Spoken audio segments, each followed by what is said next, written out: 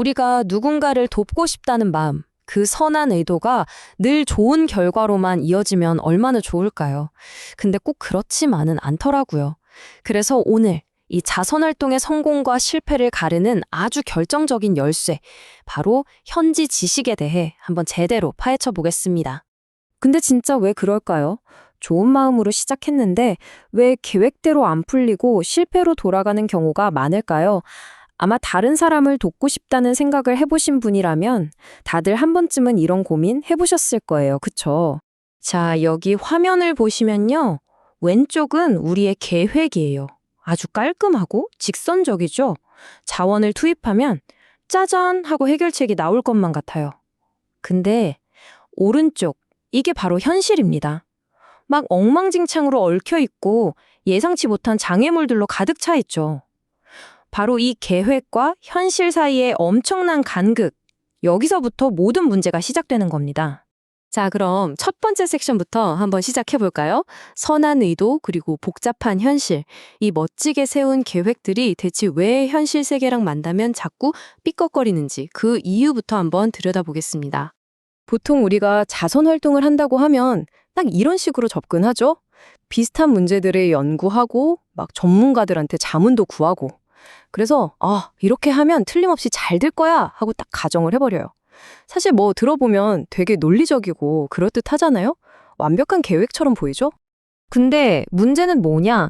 현실은 보통 우리가 생각한 거랑 전혀 다르게 흘러간다는 거예요. 정말 복잡하죠? 그래서 그렇게 공들여 세운 계획들이 현장에 딱 도착하는 순간 바로 수정해야 하는 상황이 생기는 겁니다. 책상 위에서 세운 완벽한 계획이요. 현장의 복잡한 상황 앞에선 그냥 종이장처럼 무력해지기 일쑤예요. 그렇다면 이 문제를 어떻게 풀어야 할까요? 여기서 아주 중요한 개념이 등장합니다. 바로 두 종류의 알, 즉 지식에 대한 이야기인데요. 이게 뭐냐면 외부 전문가들이 가진 지식이 있고 또 하나는 바로 그곳에 실제로 사는 현지 주민들만이 가진 통찰, 즉 현지 지식이 있다는 겁니다. 자, 이 표를 보면 차이가 확 드러나죠? 왼쪽 외부 전문성을 보세요. 이 사람들은 더 넓은 패턴을 보고 일반적인 원리를 이해해요. 이런 새로운 가능성도 있겠구나 하고 추상적이고 높은 차원에서 문제를 보죠.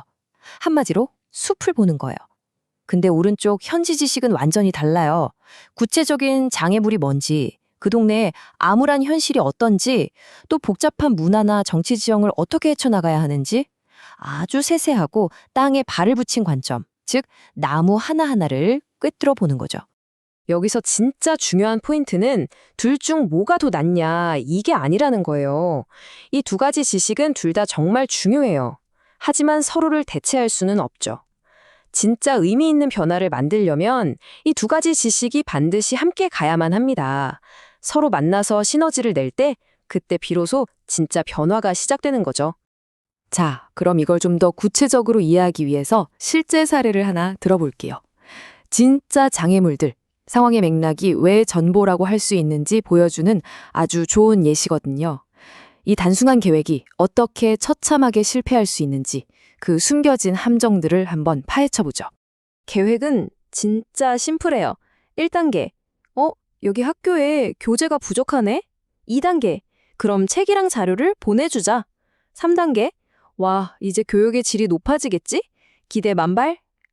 와, 이보다 더 간단하고 명확한 계획이 또 있을까요? 하지만 여기서부터가 진짜 문제예요. 숨겨진 장애물들이 나타나기 시작하거든요. 예를 들면 정부 시스템이 제대로 작동을 안 해서 선생님 출석률이 엉망일 수도 있고요. 지역 정치 역학관계가 막 개입해서 방해할 수도 있어요. 아니면 보내준 책이 아이들 읽기 수준에 전혀 안 맞을 수도 있고 그 책의 내용이 현지 문화랑 충돌할 수도 있죠. 심지어는 지역사회가 우리는 외부 물품 필요 없어요 하고 저항할 수도 있다니까요. 이게 바로 현실인 거죠. 그러니까 이런 현실적인 요소들을 깡그리 무시해버리면 어떻게 될까요? 그냥 소중한 자원을 낭비하는 꼴이 되는 거예요. 말 그대로 밑 빠진 독에 물 붓기죠. 하지만 반대로 이런 요소들을 제대로 인식하고 계획에 반영한다면 그때 비로소 효과적인 진짜 변화를 만드는 설계가 가능해지는 겁니다. 자, 그럼 도대체 어떻게 해야 할까요? 해결책은 뭘까요? 사실 그 해결책은 권력의 이동에 있습니다. 지금까지 우리가 연출가 역할을 하려고 했다면 이제는 그 역할을 내려놓고 파트너가 되어야 한다는 거죠. 지역사회가 이끌게 하라. 이게 핵심입니다. 바로 이 역할의 변화를 보셔야 해요. 기존 모델에서는 기부자가 감독이고 지역사회는 그냥 받는 수혜자였어요. 일방적인 관계였죠. 하지만 이제 우리가 나아가야 할 지역사회 주도 모델은 다릅니다. 기부자는 파트너가 되고 지역사회가 리더, 즉 주인공이 되는 거예요. 권력의 중심이 완전히 바뀌는 거죠.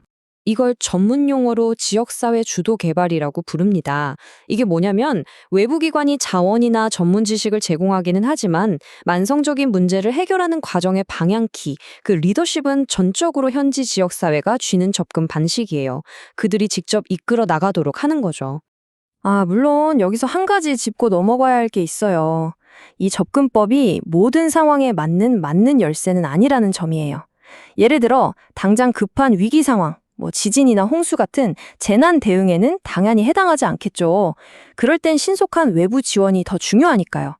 이건 어디까지나 지속 가능하고 장기적인 발전을 위한 이야기입니다. 자, 그럼 이제 이 모든 걸 종합해서 기부하는 우리 입장에서 이게 대체 뭘 의미하는지 한번 이야기해 볼게요. 더 나은 도움의 방식. 우리가 어떻게 하면 우리의 기부가 진짜 의미 있는 변화를 만들어낼 수 있을까요? 여기엔 일종의 선택과 트레이드오프가 따릅니다. 한번 보세요.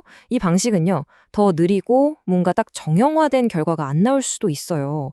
하지만 그 대신에 훨씬 더 지속 가능하고 오래가는 진짜 영향을 만들어냅니다. 또 결과를 단순한 숫자로 측정하기는 더 어려워지겠죠. 하지만 그 대신에 그 해결책이 정말로 그 지역사회의 필요에 딱 들어맞게 됩니다. 궁극적인 목표가 뭐냐? 그냥 원조 물품을 주는 게 아니라 그들이 스스로 일어설 수 있도록 자립심을 치워주는 거니까요.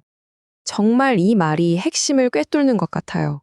선택은 보고서에 그럴듯하게 보이는 자선 활동과 지역사회의 지식을 존중하고 그들이 과정을 이끌도록 하는 진정한 노력 사이에 있다.